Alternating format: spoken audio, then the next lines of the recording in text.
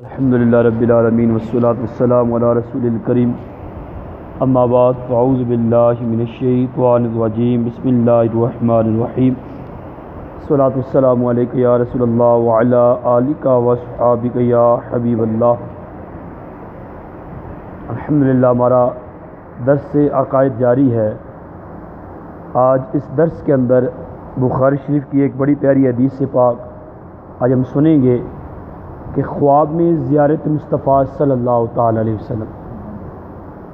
حدیث نمبر 110 ہے۔ حضرت ابو ہریرہ رضی اللہ تعالیٰ عنہ اس حدیث پاک کے راوی ہیں۔ نبی کریم صلی اللہ تعالی علیہ وسلم نے ارشاد فرمایا، من رآنی فی المنام فقد رآنی فإن الشیطان لا یتمثل فی صورتی۔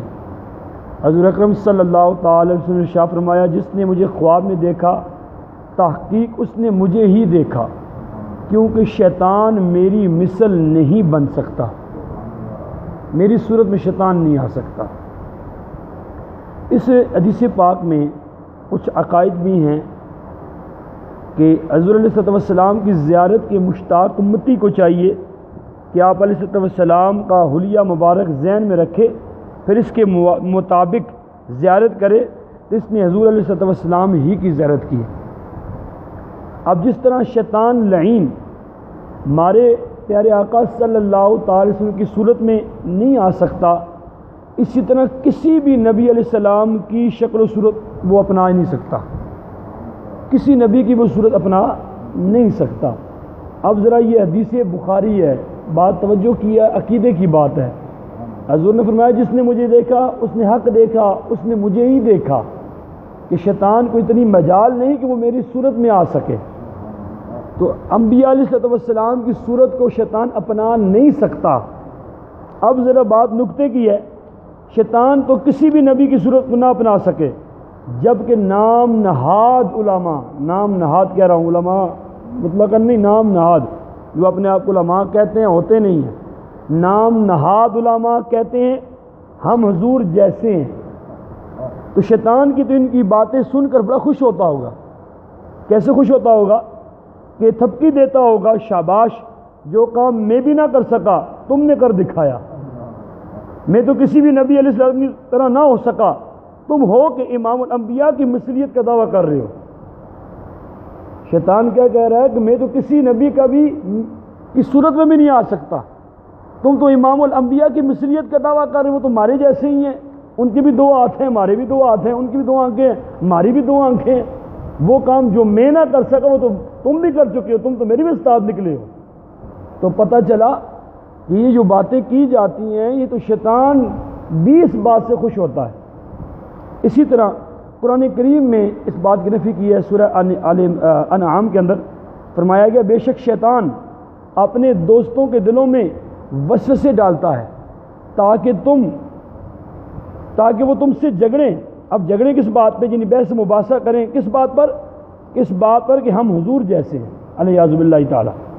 اور دوسری آیت نے فرمایا سورہ اعراف کے اندر، جو اولیاء اللہ کو نہیں مانتے ہم شیاطین کو ان بے ایمانوں کے اولیاء دوست بنا دیتے ہیں تاکہ گمراہی میں ان کی مدد کرتے رہیں۔ جو اللہ کے ولیوں کو نہیں مانتے پھر شیطان ان کی کیا ہو جاتے ہیں؟ دوست ہو جاتے ہیں۔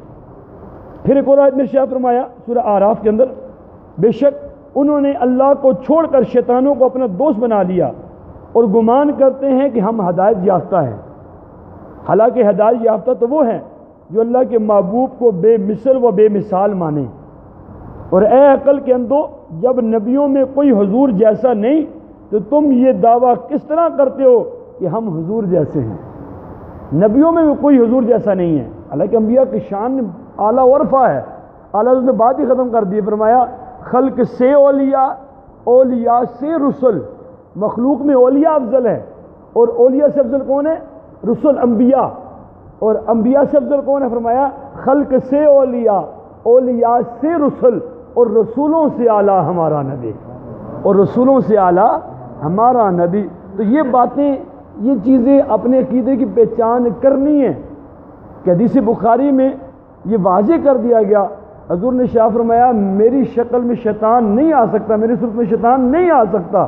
تو پھر آج 1400 سال بعد 2 ٹانگوں والا گدھا یہ کہے کہ حضور میرے جیسے ہی ہیں، میرے جیسے ہی ہیں، میرے ہی معاملات ان کی طرح ہیں، میں بھی کھاتا پیتا ہوں، میرے بھی ہاتھ ہیں، ان کے بھی ہاتھ ہیں، میری بھی آنکھیں ہیں، ان کے بھی آنکھیں ہیں۔ بعض بدبختوں نے یہاں تک کہا کہ امتی اعمال میں نبی سے بڑھ سکتا ہے۔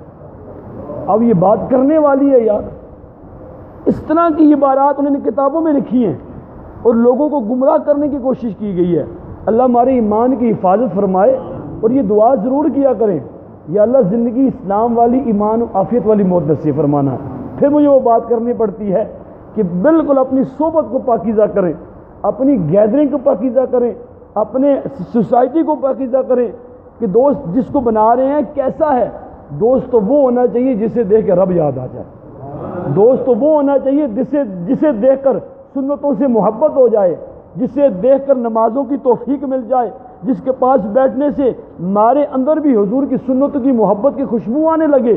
کہیں ایسا نہ ہو جس کو ہم نے دوست بنا لیا ہے، اس کے پاس بیٹھتے بیٹھتے بیٹھتے ہم اپنے عقائد سے پھرتے جائیں اور ہم صالحین پہ تان کرنے لگ جائیں، نبی کی شان میں گستاخیاں کرنے لگ جائیں، صحابہ کا ادب کرنا چھوڑ دیں، اہل بیت سے محبت چھوڑ دیں۔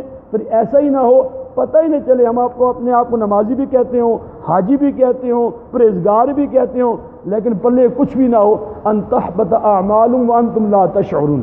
اور جب نبی کی شان میں کوئی گستاخی کرتا ہے تو اللہ تعالیٰ اس کے ساتھ کیا انجام کرتا ہے، ذرا غور کیجئے گا۔